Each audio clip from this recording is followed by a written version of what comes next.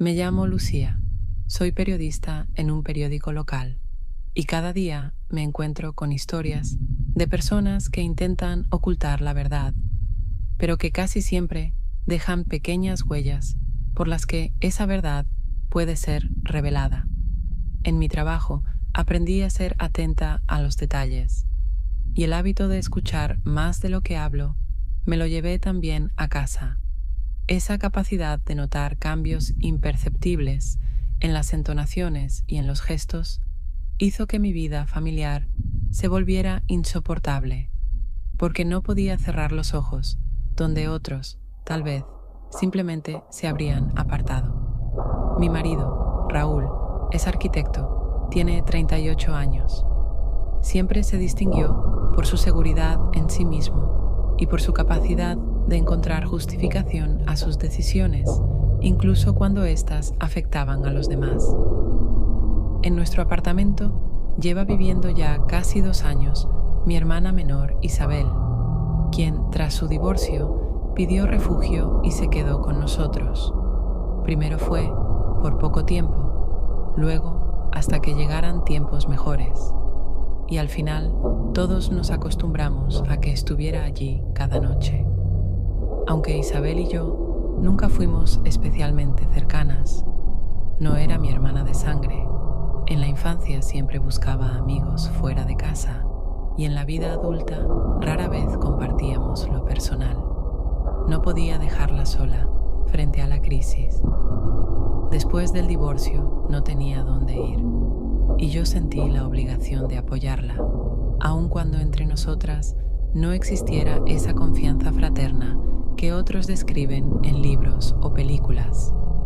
Durante los primeros meses, de verdad, me compadecí de ella. Entendía que un divorcio siempre es un trauma, más aún cuando llega de improviso. Pero con el tiempo comencé a sentir cómo su presencia, poco a poco, me desplazaba de la zona de intimidad que debería pertenecer solo al matrimonio. En apariencia, todo seguía normal. Cenas de 3, conversaciones sobre cosas cotidianas, pequeños planes para el fin de semana. Sin embargo, notaba que Raúl le prestaba mucha más atención a ella que a mí. Escuchaba largamente sus bromas, las comentaba con una ligereza que yo ya hacía tiempo no veía en su trato conmigo. Le hacía preguntas adicionales y le daba la sensación de que era la única capaz de comprenderlo de verdad. Aquella noche, mientras cenábamos, la situación se manifestó con especial crudeza. Le pregunté a Raúl por su nuevo proyecto, en el que llevaba semanas trabajando. Quería oír detalles para sentirme, aunque fuera un poco parte de su vida, pero me contestó con tal sequedad que me avergoncé de mi propia pregunta.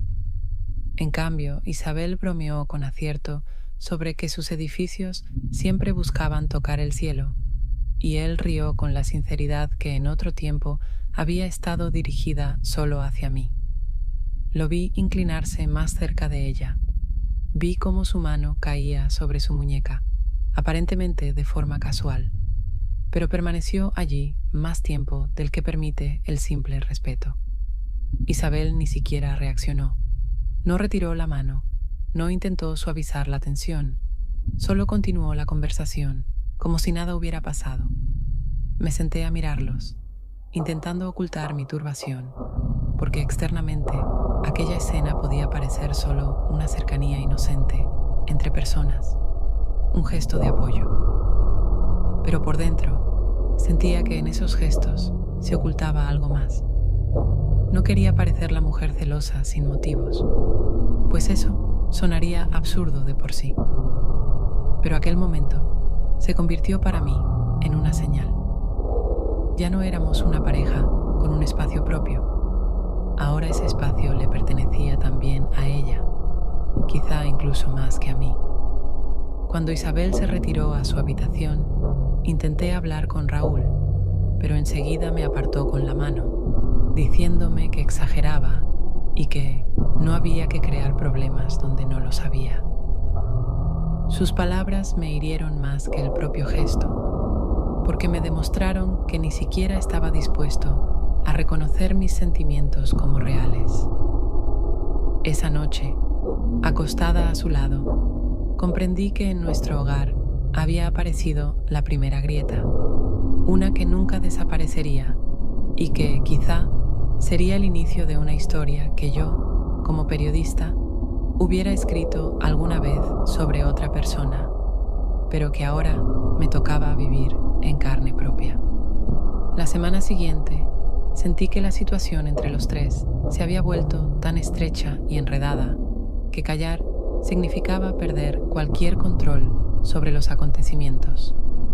Decidí actuar de manera inesperada e incluso brusca, porque sólo así podía obligar a Raúl a verme de nuevo, a recordar que yo todavía estaba allí, que no me había desvanecido ni me había convertido en un simple telón de fondo para sus conversaciones con mi hermana.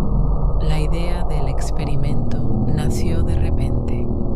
Era impulsiva y peligrosa, pero precisamente por eso me parecía la única forma de arrancarlo de ese cómodo capullo que él mismo había tejido alrededor de Isabel. Esa noche, cuando nos quedamos a solas en el dormitorio, llevé un pañuelo negro que encontré entre mis cosas y le dije que quería probar algo nuevo para darle variedad a nuestra relación. Al principio se sorprendió, pero pronto la sorpresa se transformó en interés y entendí que le gustaba la sensación de juego, el mero hecho de que yo de pronto rompiera con el guión habitual.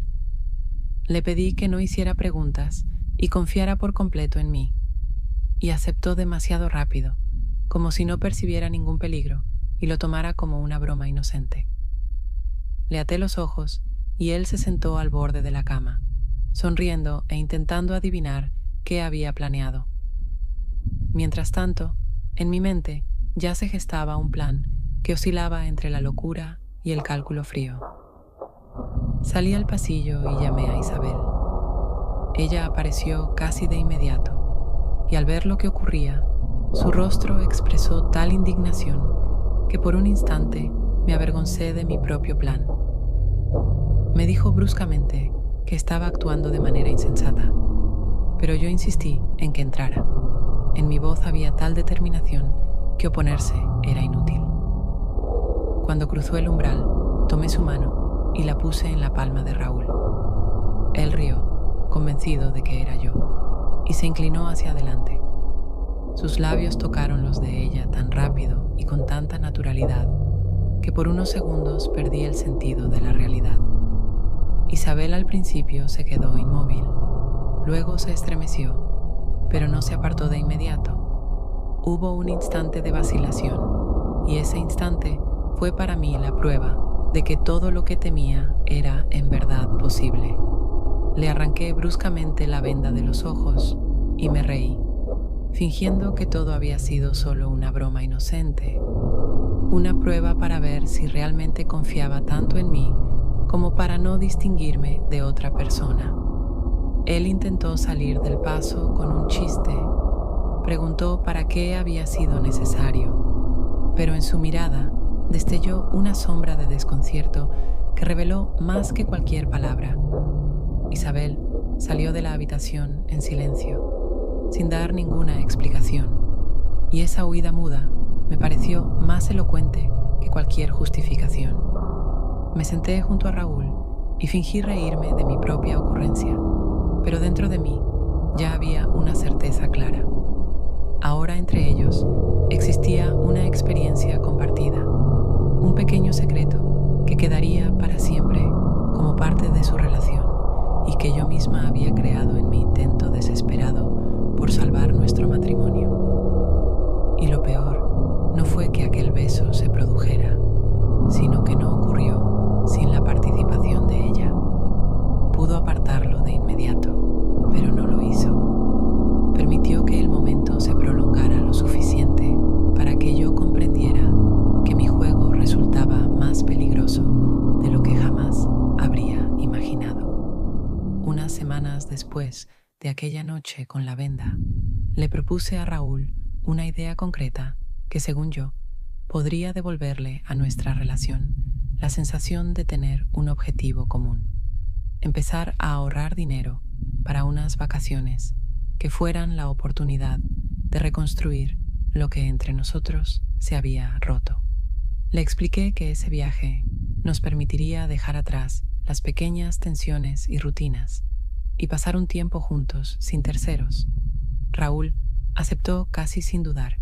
Incluso añadió que él también lo había pensado hacía tiempo, aunque yo sabía perfectamente que la iniciativa siempre venía de mí. Acordamos guardar una cantidad fija cada mes. Compré un sobre sencillo y lo escondí en el armario, entre las toallas, convencida de que allí estaría seguro y que ni siquiera Isabel lo vería. Al principio todo parecía funcionar. Evitábamos gastos innecesarios.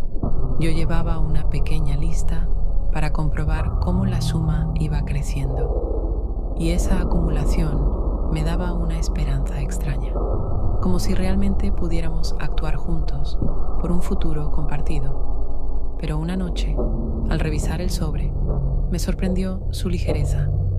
En vez de un fajo de billetes, dentro había apenas unas cuantas notas. Era imposible.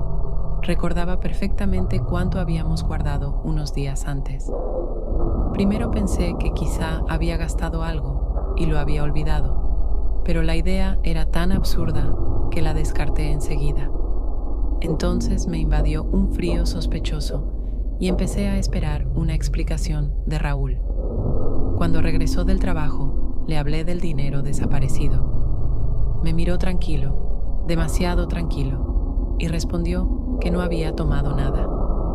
De inmediato desvió la conversación hacia la sirvienta que venía una vez por semana a limpiar, sugiriendo que debíamos hablar con ella, porque los robos ocurren más a menudo de lo que creemos. Escuchaba sus palabras y sentía que mentía, pero lo hacía con tanta naturalidad, sin apenas esfuerzo, como alguien habituado a justificarse hasta el punto de hacer sentir culpable al otro por sus sospechas. No respondí, pero al día siguiente vi algo que borró toda duda. Entré al salón y encontré a Raúl con el sobre en la mano. Sacó dinero, se lo entregó a Isabel y le dijo algo como: «Esto es para tus materiales de la taller». Ella asintió y aceptó el dinero con total naturalidad, como si aquello fuese lo más normal del mundo. Ambos estaban convencidos de que yo no los veía, pues permanecía tras la puerta fingiendo revisar unas notas, pero cada gesto se me grabó en la memoria. Comprendí que no era una casualidad, ni un error. Era un acuerdo tácito a mis espaldas. Esa noche, durante la cena, Raúl empezó a hablar de que debíamos ahorrar más, que gastábamos demasiado en comida y tonterías. Lo dijo con un tono de autoridad, como si fuera él quien llevaba las decisiones, cuando en realidad ya las había tomado por sí mismo, gastando nuestro dinero en las necesidades de mi hermana. Yo lo escuchaba, asentía y fingía estar de acuerdo, pero en mi cabeza crecía un pensamiento cada vez más fuerte. Aunque fuera mi hermana, aunque no fuéramos tan cercanas, él siempre tendría dinero, atención y apoyo para ella, y para mí solo quedaban exigencias de economizar y promesas que nunca se cumplían. Esa noche permanecí mucho tiempo con los ojos abiertos, sin pensar ya en el simple hecho del robo, sino en que Raúl ni siquiera consideraba necesario darme una explicación. Para él, mi silencio debía de significar conformidad. Entonces decidí aprovechar esa ventaja. Si guardaba silencio, podría ver más de lo que ellos querían mostrarme. Solo así lograría comprender hasta dónde había llegado esa relación, que cada vez más se me revelaba como una conspiración en mi contra. Unos días después de descubrir que nuestro dinero en común se había convertido para Raúl en un recurso cómodo para las necesidades de Isabel, intenté convencerme de que aún podía mantener la calma y no perder el equilibrio. Pero las circunstancias cotidianas me lanzaban una y otra vez pequeñas pruebas de que yo me estaba convirtiendo, poco a poco, en una extraña entre ellos. Una mañana de sábado, insistí en que debíamos ir al mercado a comprar verduras y frutas frescas. Raúl propuso que Isabel nos acompañara, porque ella sabía bien cómo elegir los productos, y esa frase sonó para mí como un recordatorio más de que siempre encontraba una justificación para tenerla cerca. Recorríamos los pasillos, deteniéndonos en los puestos, y yo observaba cómo Raúl charlaba animadamente con Isabel, reía con sus comentarios, se aconsejaba con ella sobre qué hierbas comprar, como si fuera ella su esposa y no yo. Intenté no mostrar mi irritación, pero todo se desbordó cuando uno de los vendedores, sonriendo, comentó: «Su hermana parece más joven que usted». Al principio ni entendí lo que quería decir, pero cuando Raúl intervino con demasiada seriedad, defendiéndola sin motivo, explicando que ella simplemente se conservaba bien, comprendí que su reacción era desproporcionada a una simple broma. Isabel también rió, con una ligereza que revelaba que estaba acostumbrada a ese tipo de cumplidos. A mí me abrazó la idea de que mi marido la defendiera con tanto celo, como si no se tratara de mi hermana, sino de una mujer cuya dignidad él consideraba su deber proteger. Fue un episodio fugaz, pero me mostró una nueva faceta de su relación, que hacía tiempo había dejado de ser inocente.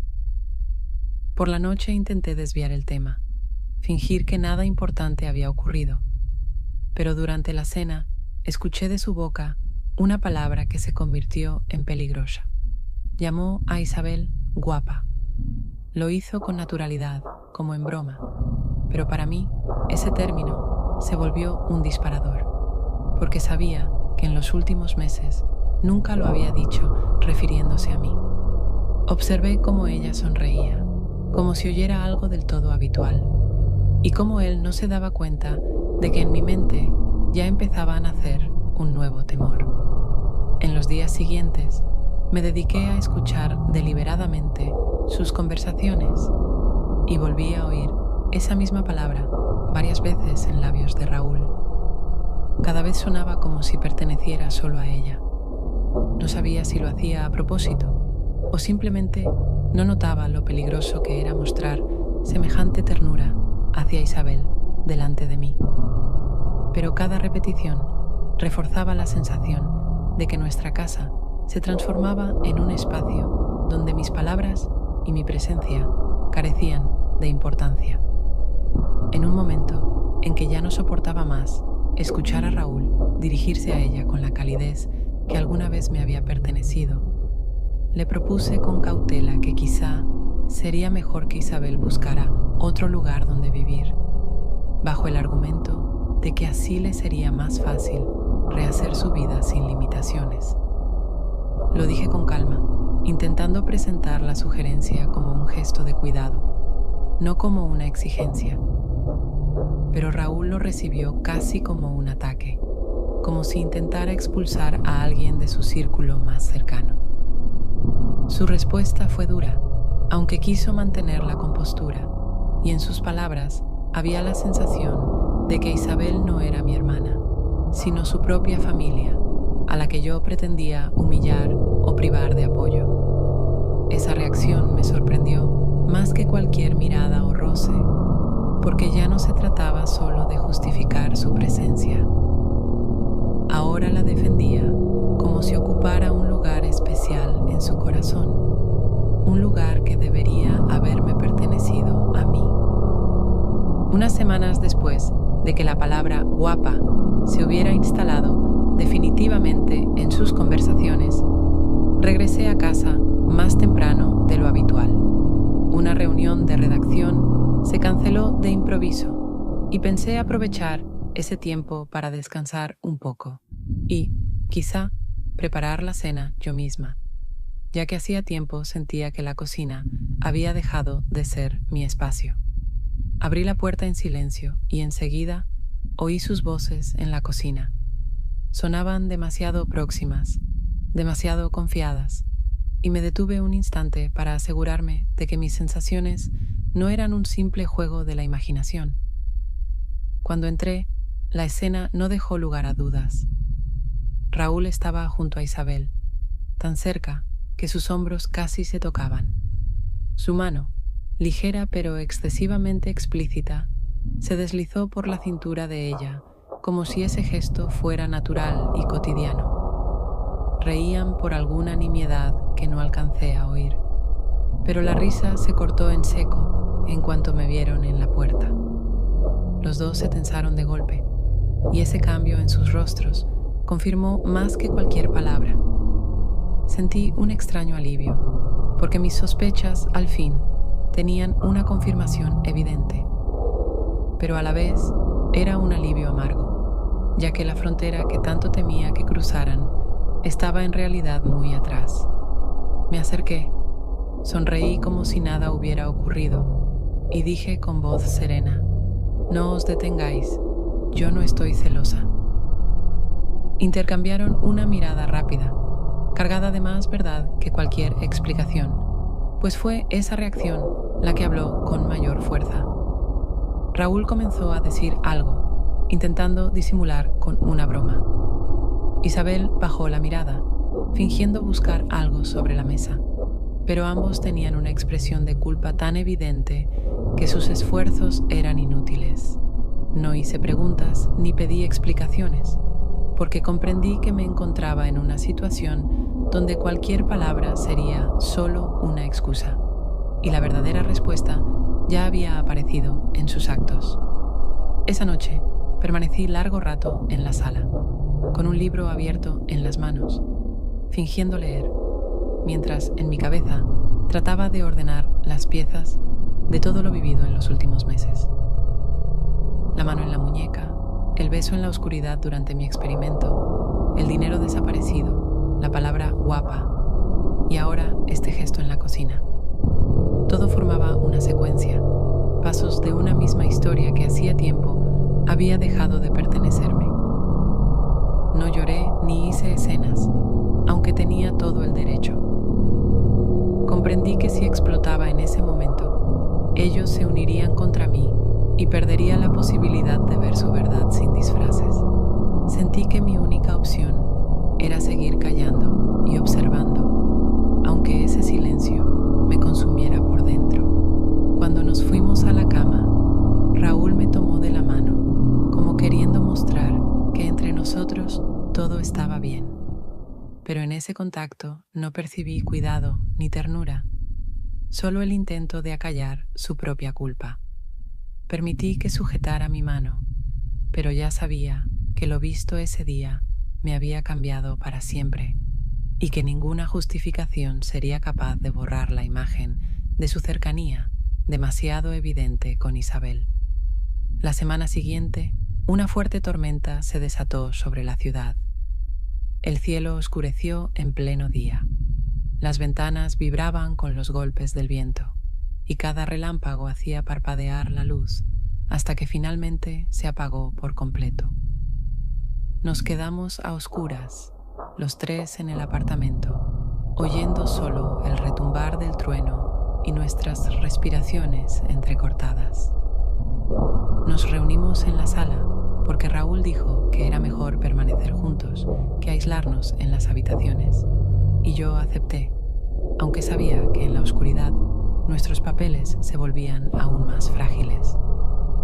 Nos sentamos en silencio y la tensión era tan densa que incluso el estruendo del cielo parecía menor. Para romper el ambiente, pregunté en tono casi de broma, aunque lo decía muy en serio: ¿qué harían si mañana llegara el fin del mundo? Mi voz sonaba tranquila, pero por dentro aguardaba sus respuestas con ansiedad, porque sabía que en este tipo de preguntas la gente suele revelar lo que calla en las conversaciones normales.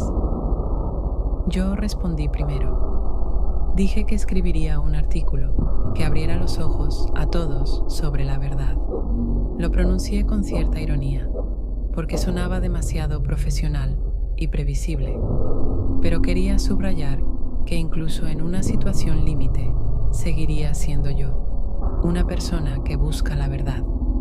Raúl tardó en contestar, y esa vacilación ya me revelaba que pensaba en algo que no quería expresar delante de mí. Finalmente, dijo que pasaría el último día con sus seres queridos. Intentó sonar cotidiano, pero incluso en la oscuridad percibí que ocultaba lo que en realidad deseaba decir.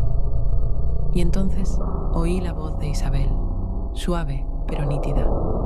Yo me permitiría amar, aunque fuera un pecado. Sus palabras fueron tan directas, tan desarmadas, que sentí un nudo dentro de mí.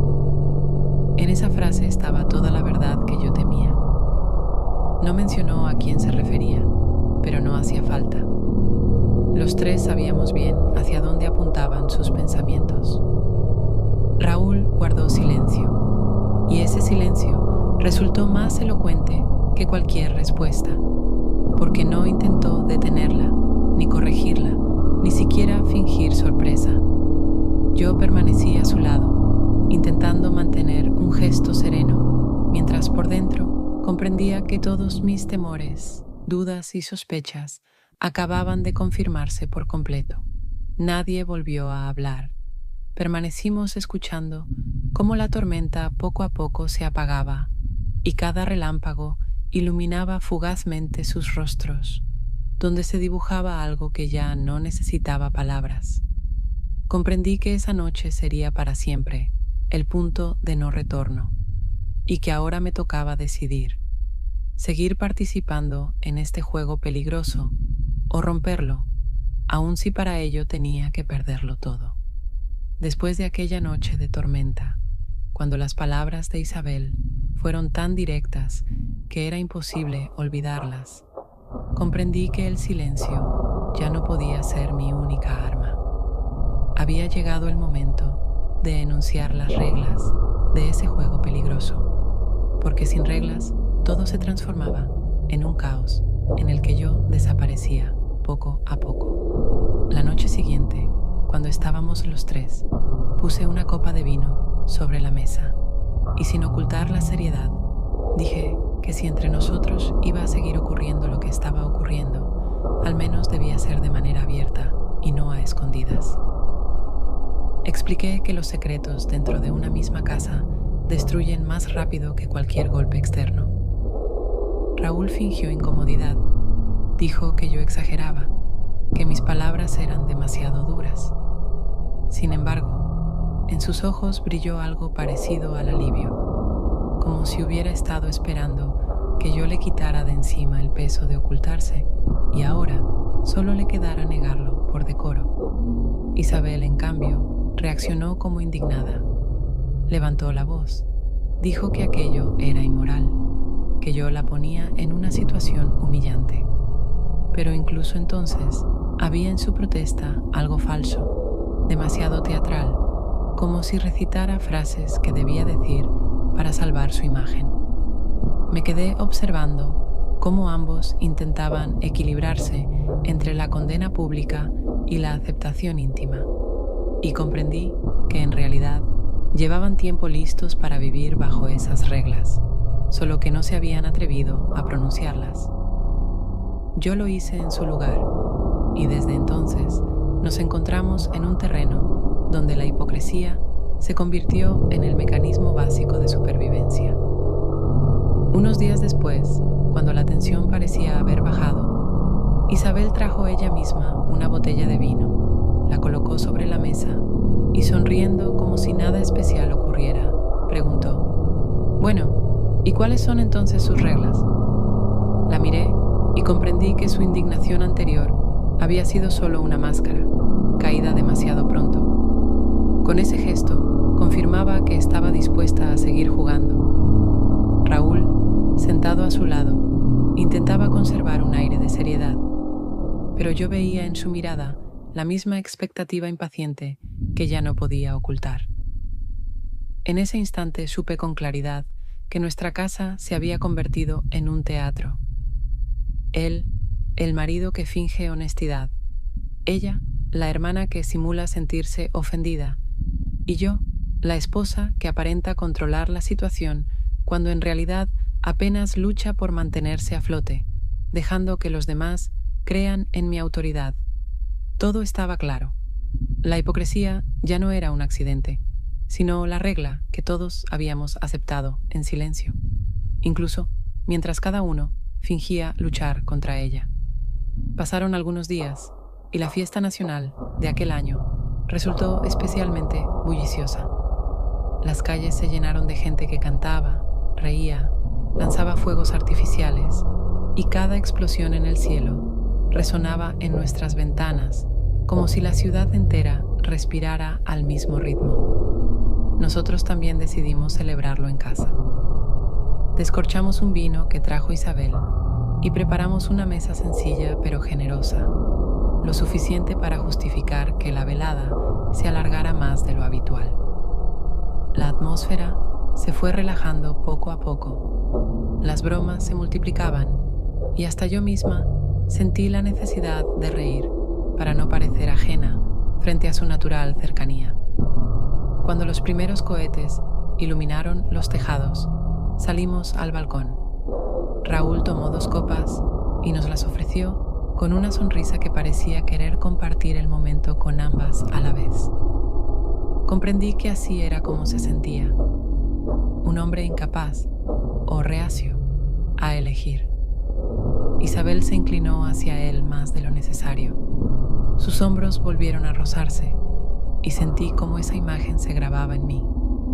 En vez de protestar, decidí mantenerme como espectadora, porque observar me permitía entender su verdad mejor que cualquier intervención. De vuelta en el interior, abrimos otra botella y todo derivó en un pequeño caos. Risas, brindis sonoros, migas en la mesa que nadie pensaba recoger. Yo veía cómo Raúl miraba a Isabel con una franqueza excesiva, ya sin disfrazarla con chistes o miradas furtivas. Era como si hubiera olvidado que yo también estaba allí, como si su sinceridad fuera demasiado grande para ser contenida. En un momento comprendí que el control se me escapaba por completo. Sus manos se encontraron sobre la mesa. Isabel no las retiró. Raúl no intentó ocultarlo. Entonces entendí que mi idea de las reglas de la hipocresía había dejado de funcionar, porque ellos ya no veían la necesidad de fingir. Lo que antes era un juego empezaba a tomar la forma de una realidad en la que yo existía solo para justificar la presencia de ese extraño triángulo. Esa noche, los acontecimientos avanzaron más rápido de lo que yo había previsto. Las copas se llenaban una y otra vez, las risas crecían, pero yo solo atrapaba la mirada de Raúl, dirigida siempre hacia ella y no hacia mí. Y esa mirada decía más que cualquier palabra. Yo permanecía a su lado como si participara, pero en realidad me convertía en testigo de cómo mi vida se transformaba en una historia ajena. Cuando finalmente nos encontramos los 3 en una misma habitación, sin excusas ni justificaciones, ya sabía que yo no era el centro de aquel juego. Mis propios límites se difuminaban. Incluso cuando me tocaba a mí, sus ojos seguían fijos en ella. Y esa certeza fue la confirmación más dolorosa. Mi papel había quedado reducido a permitir que su relación se desarrollara delante de mí. Esa noche comprendí por primera vez que mi intento de dirigir el juego se había vuelto en mi contra. Yo misma había creado el espacio donde su cercanía podía volverse legítima, y ahora ese espacio ya no me pertenecía. Después de aquella noche, cuando nuestro apartamento se convirtió por primera vez en un espacio donde ya no intentábamos ocultar lo que ocurría, la vida pareció dividirse en 2 planos paralelos. El exterior, que veían vecinos, conocidos y colegas, y el interior, en el que vivíamos los tres, interpretando los papeles que nosotros mismos nos habíamos asignado. De puertas afuera, todo parecía casi perfecto. Caminábamos juntos por la calle, en los actos sociales mostrábamos cordialidad, y los vecinos incluso nos elogiaban por ser una familia unida. Nadie imaginaba hasta qué punto estábamos hundidos en una mentira que sosteníamos voluntariamente. El día del entierro de nuestra vecina del segundo piso, vi por primera vez lo convincentes que éramos en ese papel. La gente se acercaba con palabras cálidas, diciendo que parecíamos una familia fuerte que sabía mantenerse unida. Yo respondía con sonrisas, leves asentimientos, frases cortas, mientras por dentro sentía que cada cumplido no hacía más que subrayar mi soledad, porque ninguna de esas palabras reflejaba la realidad que yo vivía a diario en casa. Tras las puertas cerradas de nuestro piso, Raúl se comportaba de otra manera. Cada vez consultaba más con Isabel sobre su trabajo, sus planos o sus nuevos proyectos. Veía cómo sus decisiones ya no nacían de las conversaciones conmigo, sino de la influencia de sus comentarios y consejos. Intenté un par de veces dar mi opinión, pero su reacción indiferente hacía evidente que mis palabras no tenían peso alguno.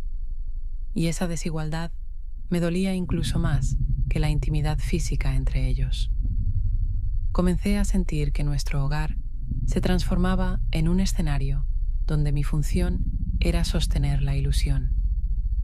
Preparaba la cena, ponía la mesa, construía la imagen de una vida normal, mientras la verdadera vida se desarrollaba entre ellos, en las miradas que se cruzaban, en los roces ya sin disimulo, en la certeza de que ella se había convertido en su principal compañera, y yo en simple telón de fondo. Cada vez que un vecino decía, «¡Qué familia tan unida tienen!», esas palabras se convertían para mí en otra prueba de que vivíamos en la mentira y lo hacíamos de manera consciente. La mentira ya no era un accidente, era parte de nuestra rutina diaria, como un muro que levantábamos juntos para que nadie viera la grieta real. Miraba a Raúl y veía que era él quien más ganaba con todo esto. Tenía a mí, que sostenía la fachada de un matrimonio correcto, y tenía a Isabel, que le ofrecía lo que buscaba: atención, apoyo, la sensación de importancia. Lo tomaba todo al mismo tiempo, sin pensar que las consecuencias de esa doble vida acabarían cayendo sobre él. Yo callaba, porque comprendí que la mentira se había convertido en nuestro idioma cotidiano, y si la rompía entonces, perdería la posibilidad de ver hasta dónde estaban dispuestos a llegar. Cada día, esta estrategia me parecía más peligrosa, pero también la única posible, porque solo ella me permitía seguir siendo testigo y no la víctima final de esta historia. Una tarde, cuando el día ya se acercaba a su fin y yo estaba a punto de permitirme por fin unos minutos de calma con un libro, sonó el teléfono en el apartamento y esa llamada resultó ser la que destruyó definitivamente la ilusión de equilibrio que tanto tiempo habíamos intentado mantener. Isabel contestó y de inmediato escuché cómo su voz cambiaba. Se volvió frágil, temblorosa, llena de confusión mezclada con dolor. La llamada venía de Monterrey, donde vivía su mejor amiga, que había caído gravemente enferma y necesitaba ayuda. Ahora Isabel tenía que decidir si dejarlo todo aquí e ir a cuidarla o seguir aferrándose a nuestra extraña vida, en la que ya no quedaba espacio para decisiones sencillas. Yo estaba sentada cerca y observaba cómo intentaba hablar con calma, aunque sus ojos se llenaban de lágrimas, y vi cómo Raúl reaccionaba de inmediato, como si aquella llamada fuese una amenaza no solo para ella, sino también para él mismo. intervino bruscamente, afirmando que ella no podía irse, que sin ella no podría arreglárselas, que la necesitaba allí, y ese necesitaba sonó con una franqueza tan desnuda que nunca antes se había permitido en mi presencia. Lo miré y comprendí que, por primera vez, había dejado de intentar ocultar lo que mi hermana se había convertido para él, aunque en realidad, hermana mía, lo era solo en los papeles. Isabel trataba de explicar que era su deber, que no podía abandonar a una persona querida sin ayuda, que debía elegir lo correcto, aunque eso destruyera todo lo que ya había logrado construir aquí. En su voz, escuchaba la verdadera lucha entre la conciencia y un sentimiento que nunca se había atrevido a nombrar en voz alta.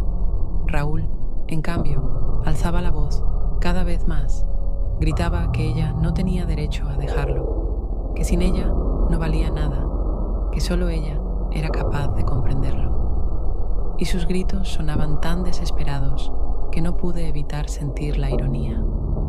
Aquel hombre, que siempre parecía tenerlo todo bajo control, ahora se encontraba ante una mujer, rogándole que se quedara con la desesperación de un amante. No aguanté más y pregunté, tranquila, pero con cada palabra cortando en él como una cuchilla: ¿estás hablando ahora con mi hermana o con tu amante? Él se volvió hacia mí. Su rostro se encendió, pero en lugar de responder, se quedó en silencio. Y ese silencio fue peor que cualquier excusa, porque confirmaba todo lo que yo había sospechado durante los últimos meses. Isabel se cubrió el rostro con las manos. Sus hombros temblaban. Repetía que no podía seguir así, que todo había llegado demasiado lejos, y yo veía que en ese momento estaba realmente dispuesta a marcharse. Raúl, en cambio, seguía mirándola con una expresión en la que la desesperación se mezclaba con la irritación, y sus ojos casi no se encontraban con los míos, como si temiera ver en mi mirada la verdad que ya era imposible ocultar. En esa escena, sentí por primera vez que los tres habíamos llegado a un límite del que ya no había regreso. Isabel debía elegir entre el deber y el sentimiento, Raúl entre la decencia y el deseo, y yo entre continuar el juego silencioso o reconocer la derrota.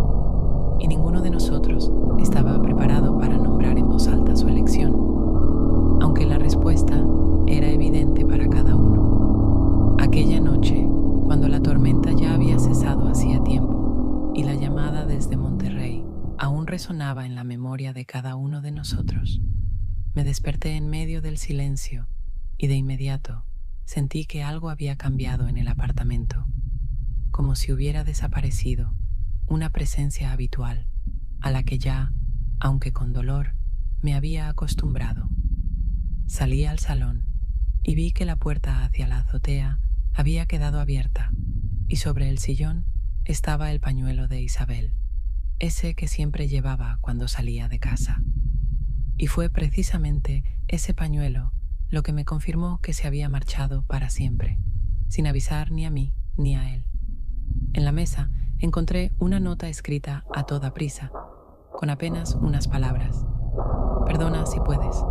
Amo, pero esto nos destruye a todos. Raúl entró detrás de mí.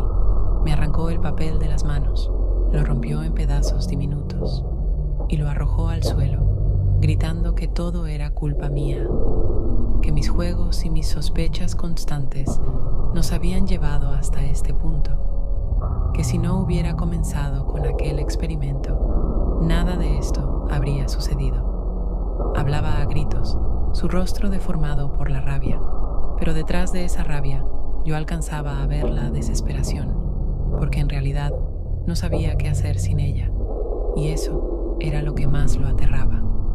Salí al balcón y miré hacia la ciudad nocturna, que seguía con su vida sin sospechar que en un pequeño apartamento sobre la calle se desarrollaba un drama que ya había destruido todo lo que alguna vez llamé mi hogar. Recordé cómo unos meses antes había bromeado sobre los secretos en nuestro apartamento, pensando que toda familia tiene sus historias ocultas, pero ahora comprendía que precisamente esos secretos nos habían destruido desde dentro, convirtiendo la mentira en rutina y la confianza en algo imposible. Raúl caminaba de un lado a otro por la habitación, arrojando cosas, culpándome de todo, pero sus gritos ya no tenían poder sobre mí, porque sabía que aunque encontrara las palabras correctas, no podrían devolver lo que ya se había perdido para siempre. Isabel se había ido, pero dejó una huella que ninguno de nosotros podía borrar. Dejó la sensación de que nuestra vida se había convertido en un campo de juego en el que no había ganadores y en el que todos habíamos perdido. De pie en el balcón me pregunté, ¿había ganado yo por haberlos desenmascarado, por haber obligado a la verdad a salir a la luz? ¿O había perdido porque lo había perdido todo, lo que había construido durante años? Y la respuesta era evidente. La victoria no existía, porque cuando la confianza está destruida, cuando el amor se ha convertido en un instrumento de traición y los lazos familiares en una máscara para la pasión, cualquier pregunta sobre victoria o derrota suena absurda. Solo sabía una cosa. Aquella noche se convirtió en la última de nuestra historia y ninguna palabra podría ya reescribirla. En cualquier relación, rara vez notamos el momento en que el sano equilibrio de confianza y sinceridad cede su lugar a los reproches no dichos, a los pensamientos ocultos y a las pequeñas artimañas que parecen inocentes solo a primera vista.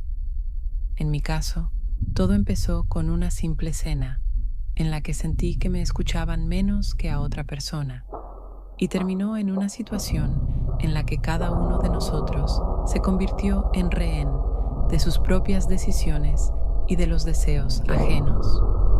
Ese camino me mostró que incluso un pequeño paso al costado de la franqueza puede con el tiempo transformarse en un abismo imposible de cruzar de regreso. A las personas les resulta natural explicar la conducta ajena como consecuencia del azar o de las emociones, pero cuando aceptamos esa explicación, también admitimos que la traición, incluso en lo más mínimo, es permisible. Y aquí lo importante no es solo lo que hace la otra persona, sino también lo que le permitimos hacer. Yo también lo permití. Callé, observé, fingí que bromeaba, que controlaba la situación, pero en realidad perdía el control día a día, hasta que todo salió de mis manos. Muchos creen que la mentira puede ser un modo de preservar una relación o de proteger a alguien del dolor, pero la práctica demuestra lo contrario.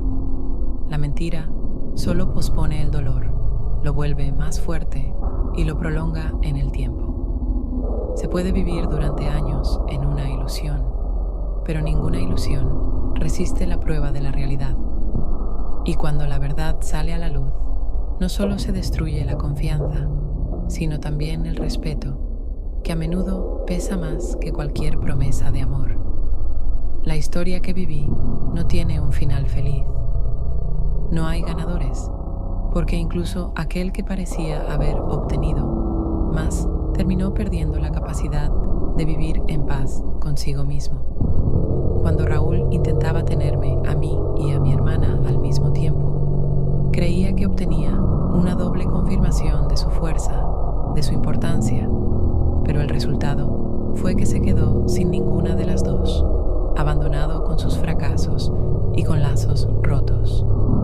Isabel se fue, dejando tras de sí dolor e incertidumbre, y yo me quedé con la certeza de que el silencio y los compromisos fueron mi propio error. Cuando analizo todo a la distancia, me resulta evidente que cada historia semejante no comienza con una gran traición, sino con detalles.